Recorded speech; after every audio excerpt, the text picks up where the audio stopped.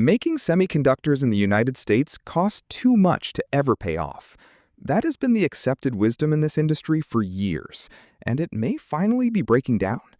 TSMC's Arizona plant, just 2 years into volume production, has become the company's biggest overseas earner. But is this headline number something to celebrate without reservation? I don't think so. Not yet. Today, I'll walk you through both the light and the shadow in this story. Hello everyone, I'm Ty, with 31 years in the semiconductor industry. Today we're looking at the news that TSMC's Arizona plant grew its profit roughly 7.5 times year-on-year in the first half of 2026, making it the company's most profitable overseas subsidiary. By the end of this video, you'll understand why a supposedly high-cost American plant is throwing off this much profit, where the traps are hiding in that number, and what it all means for the Kumamoto plant here in Japan. Let's get started. Let me start with an everyday comparison. Imagine a ramen shop in Tokyo with a line out the door every day. It announces its first overseas branch in New York. The reaction is cold. Rent and wages there are several times Tokyo's, so the same bowl has to cost far more. Great food, people said, but as a business in that city, it can't work. But when the doors opened, the branch was packed from year one and deeply in the black. 2 reasons. First, a solid base of regulars who wanted that particular bowl in their own city badly enough to pay a premium.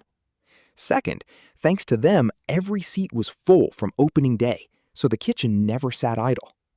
In restaurants, profit comes from filled seats. But look closely at the owner's books and a different picture appears. The shop is building a second and a third New York location at the same time, funded by loans, and the repayments are about to press down on the monthly accounts. The latest month shows the first branch's profit starting to slip, even though the line outside is as long as ever.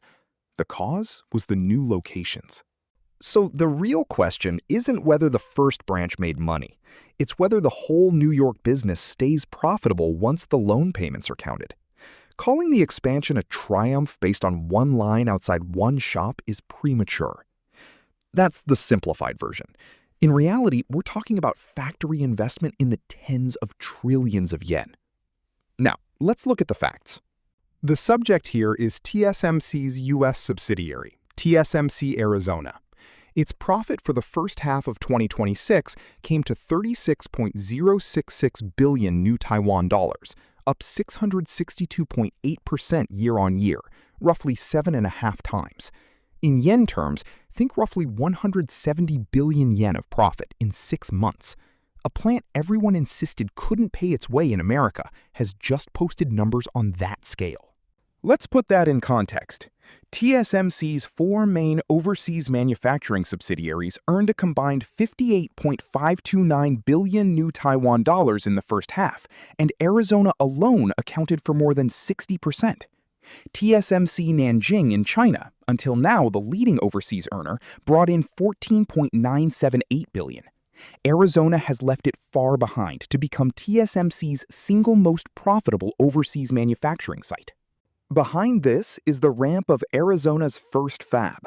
Volume production on the 4-nanometer process began in the fourth quarter of 2024, and demand from major customers, NVIDIA among them, has kept the line full.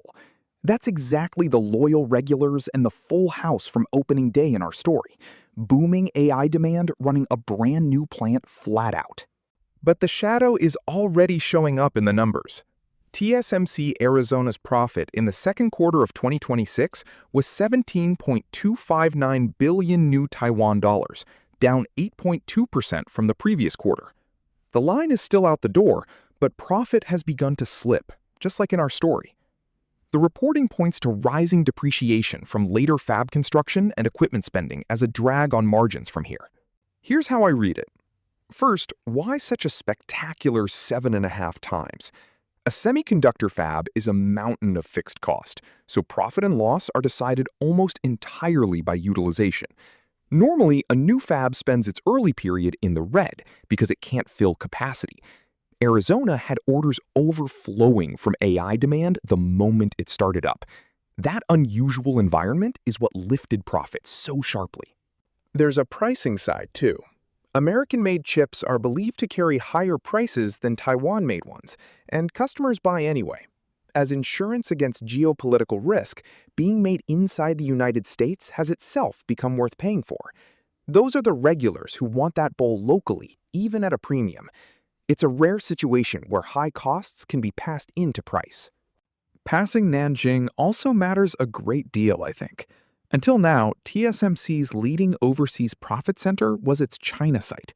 That has switched to the US site.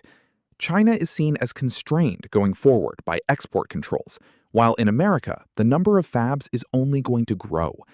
I read this as a turning point, the center of gravity of TSMC's overseas business shifting from China to America.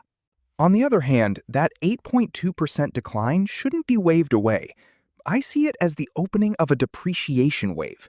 Later fabs are under construction in Arizona, and investment in more advanced processes is only just beginning in earnest. Every time a fab is completed and tools go in, another monthly loan payment of depreciation stacks up. Pressure on margins should only intensify. From 31 years in this industry, a fab's profit and loss swings widely with early utilization and the timing of depreciation. Once tools are written off over a few years, profit swells. Load on new investment, and it shrinks fast. So judging a plant a success or a failure from a single period is dangerous. That 7.5 times may be a good moment cut out of a volatile business. So the real issue, as I wrote in my Medium article, isn't whether the first fab made money. It's whether the entire U.S. business stays profitable once construction costs and depreciation for the later fabs are included. Don't watch the line outside the first chop. Watch the books with the loans in them. If that stays in the black, the old rule that America doesn't pay has genuinely been overturned. Here are the things to watch. First, how Arizona's profit moves quarter by quarter. Second, how far margins fall when the later fabs start up. TSMC itself has long said that overseas expansion dilutes company-wide margins. The question is whether that dilution stays within expectations. I see around 2029 when depreciation on the first fab starts to roll off and the second and third roll on as one key milestone. Let's turn to Japan. JASM in Kumamoto swung from a loss in 2025 to profit in 2026, posting 951 million new Taiwan dollars in the first quarter and 727 million in the second. The scale is small next to Arizona, but reaching profitability this quickly after startup is, I'd say, a solid beginning.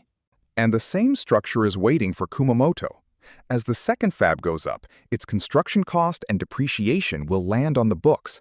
So in Japan, too, the question to ask isn't whether the first fab is profitable, but whether the whole business pays once the investment has piled up. Arizona's numbers are a useful leading indicator, showing us Kumamoto a few years early.